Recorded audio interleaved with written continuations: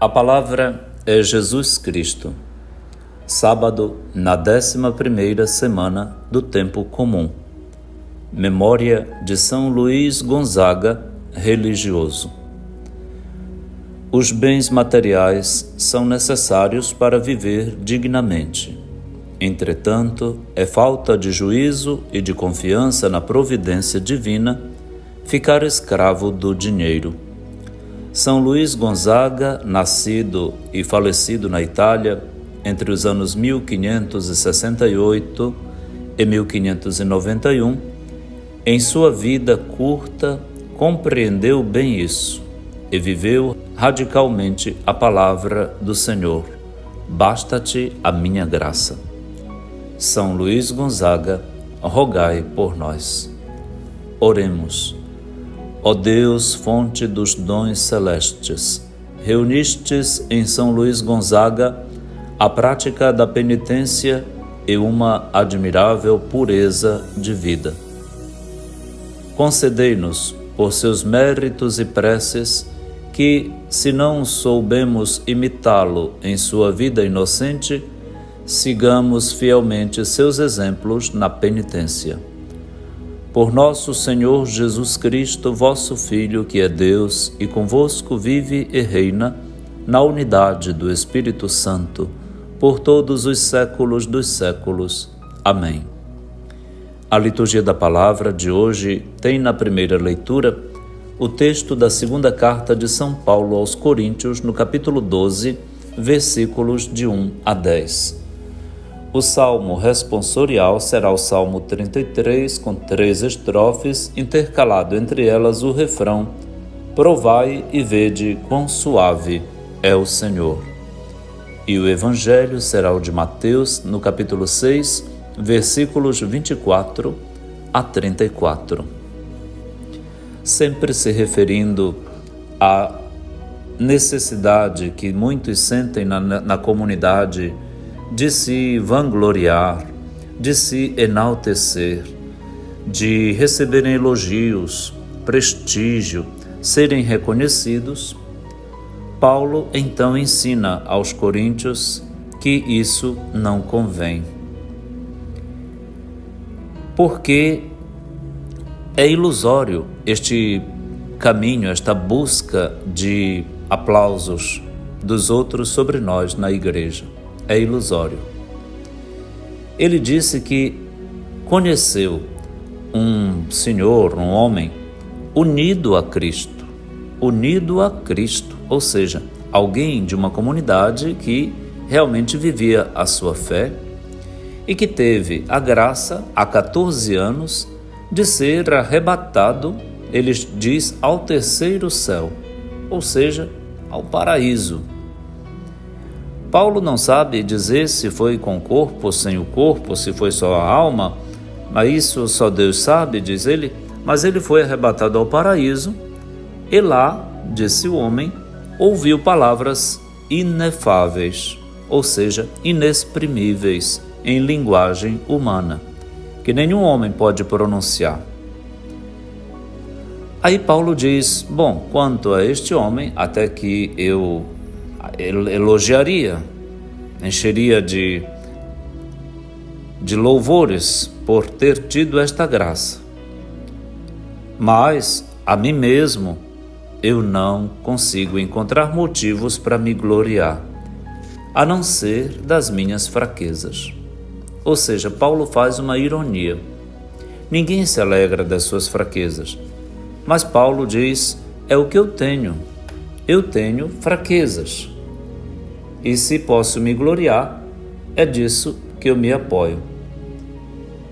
Mas ele diz também, numa vírgula colocada no texto, que evita de se gloriar para que ninguém faça uma ideia superior àquilo que ele mesmo vê em si, ou naquilo que se ouve dizer dele. Todos nós temos vaidades. E faz parte das necessidades do nosso ego ouvir um elogio, receber um reconhecimento, ter um certo prestígio. Sim, Nós gostamos e até psicologicamente necessitamos disso, mas não podemos viver só disso.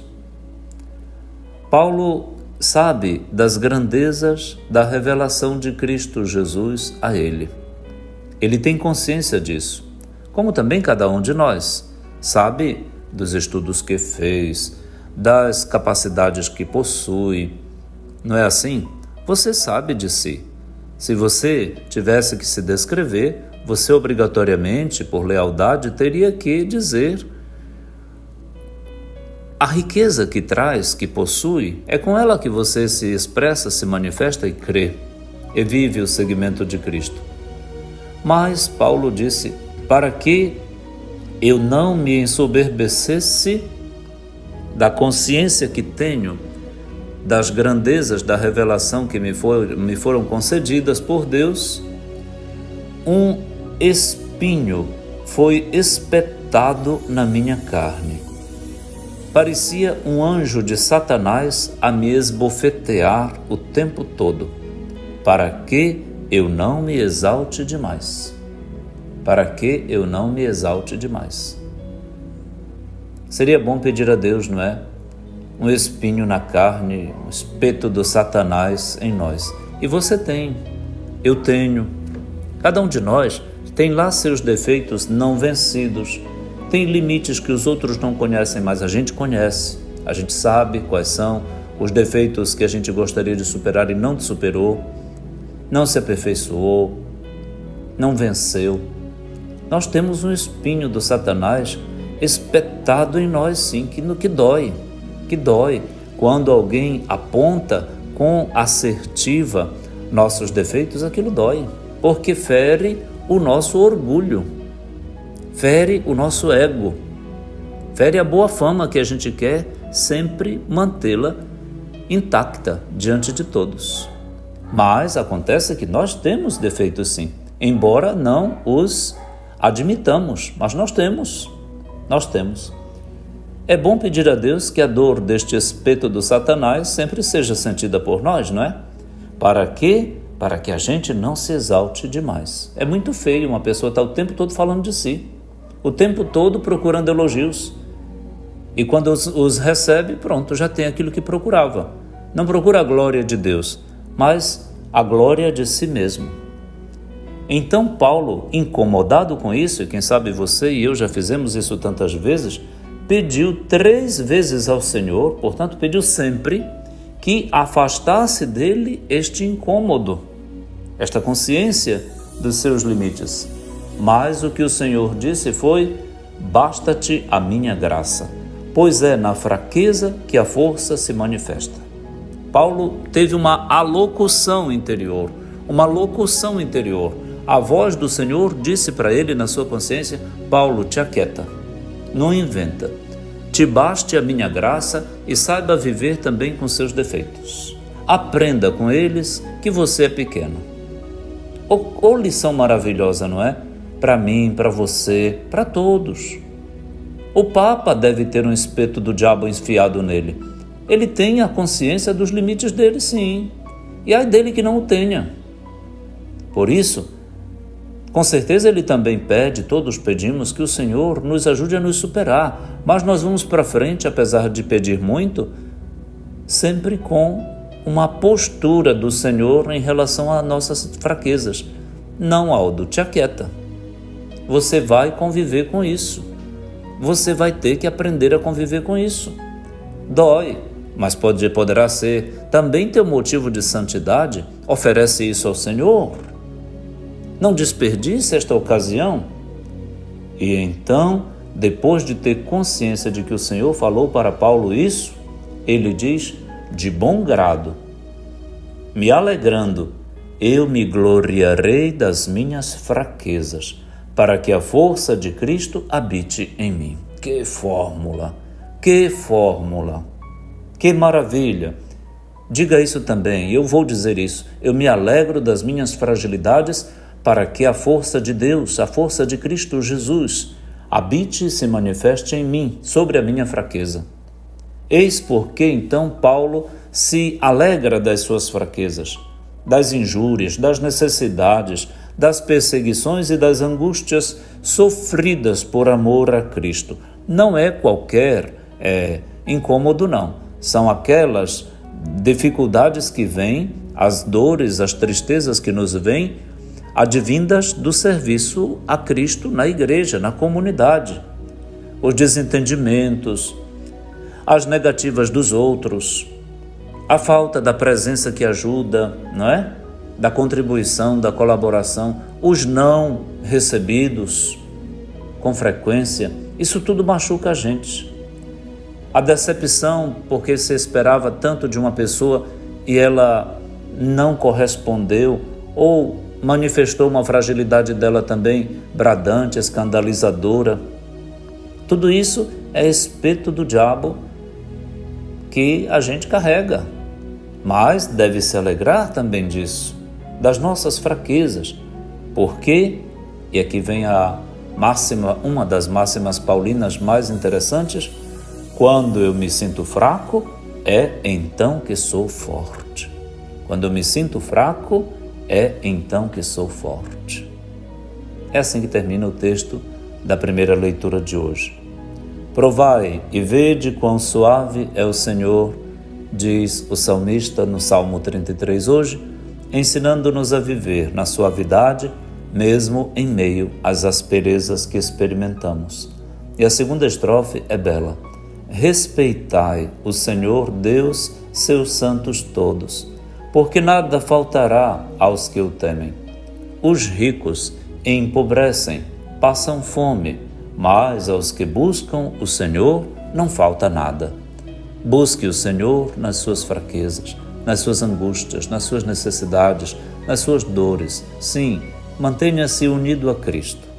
Ele é teu consolador. Provai e vede quão suave é o Senhor.